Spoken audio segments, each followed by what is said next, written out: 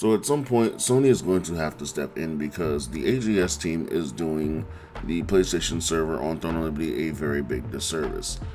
About 2 weeks ago, they added in this mode called Battlegrounds, and the Battlegrounds was a 24 versus 24 PvP mode that was cross-server for all servers. Recently, directly after implementing the Battlegrounds, they stated that the Hyperboost servers were not supposed to be added into the Battlegrounds due to the power disparity between these servers. And we understood that. The following update, which happened almost a week ago now, last Wednesday, Thursday morning, when the servers came up, they removed the PlayStation server from the Battleground as well as Nebula, which honestly, cool. Like, if you're gonna remove us from Battlegrounds and Nebula, okay, cool. You're sticking to a path of making us be our PlayStation only server, and yet we're still in the world bosses and the arch bosses queues with every other server, so we don't exactly have our own bosses at all. And this is becoming an issue because now our progression is being we're actually being griefed for our progression right now. We cannot progress as fast as the other servers due to the lack of players on the PlayStation server in the queues that we can get them in. We can't get people to pop Battlegrounds. We can't get people to pop arenas. We can't get people to do dungeons in a timely manner. We don't have enough of a population to get these things done. This wouldn't be an issue if this wasn't a constant trend for Amazon Game Studios to release content to the game for a week or two as crossplay and then take it away from the PlayStation server and say, if you want to experience this content, switch to the crossplay servers, and that's how you can experience this content. I feel like that should be illegal in its own, but because if you're going to release the content and say, hey, everyone should be able to enjoy this, and then strip it away, I feel like that's some type of false advertising or something. I don't know. But this has definitely caused a very large gap in power when it comes to the power creep that's happened in T3 itself. Because we did recently get T3 on Throne of Liberty, which is pretty much the next gear setup, the gear score setup for people. And PlayStation players just aren't able to get geared because a lot of the gear is going over to the crossplay servers and into the crossplay market, because the crossplay players are at the advantage when it comes to world bosses because they have 90 players fighting for those gears, fighting for that gear to go to their server versus the 6 that PlayStation players have fighting for them. We are constantly outnumbered in every aspect of this game because they have forced so many players to switch to the crossplay servers, and the weak-willed people have switched to the crossplay servers because they felt like it would be a better environment to play the game instead of just sticking to the PlayStation servers where they created their characters. And here's the screenshot of an Amazon Game Studio employee, one of many that where they've told us that if you'd like to avoid the issues of not having proper queues or matchmaking because you're on a low population server, you should just transfer off of the PlayStation only server, because the crossplay features that are not on PlayStation are working as intended. But then why would you put them in the first place when you launched the feature, if not to tease us and then tell us switch if we want to enjoy what the actual game should be? This is something a scam artist would do. This is something a scam artist would do, is give you your first taste and then string you along, making you think that you need this. And currently PlayStation players are feeling like they need the PvP, the crossplay action that's going on, and some of them are willing to just go ahead and leave the server because of what it is. A lot of them are not, and so the PlayStation server will stay where it is because a lot of us are holding out just in spite, because it seems that Amazon Games wants to either shut down the PlayStation server because of the limited amount of players, which, if that's the case, then yeah, I definitely hold out in spite just to make them having to keep running these servers for me, myself, and I, if that's the case, because I'm a very spiteful being.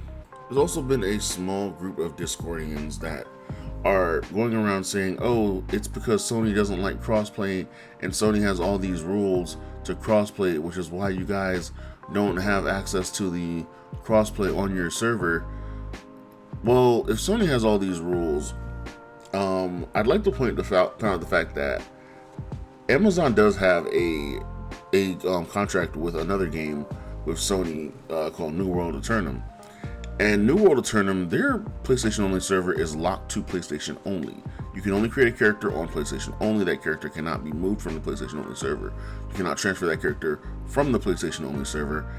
And that's where that character lives from that point on. If you want to play on the crossplay server, you have to make a character on the crossplay server and play on that crossplay server from that character. You cannot transfer to the PlayStation only server with that character. That's the exact thing that should have been done with Throne of Liberty.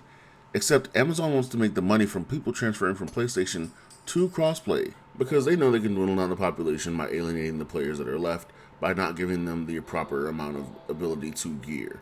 Because that's what it is. It's alienation of services. It's alienation of proper gameplay. It's alienation of game mechanics. I'm honestly trying to reach out to Sony at this point because at this point in the way things are right now, and I know a lot of you might not agree with me on this, but I'd rather see the game disappear from the PlayStation Store if this is how Amazon is going to treat PlayStation players for Sony wanting a PlayStation only server and them crippling us because of what they want. Because if that's the case, your problem was with Sony, not the players on PlayStation. So why are you griefing the players on PlayStation by slowing our progress while still forcing us to partake in inter-server Riftstones and inter-server Boomstones and inter-server Siege and inter-server world bosses and guild inter-server world bosses? Because the longer that we don't have the access to a lot of these accommodations, the more we lose the ability to compete when the actual inter-server things come around. And honestly, at this point, we can't compete anyway because of the power difference between PC and PlayStation. So why even have those things in place? There are many other games on PlayStation that are MMOs that have crossplay between PlayStation, Xbox, and PC, or PlayStation and Xbox, that are thriving just perfectly.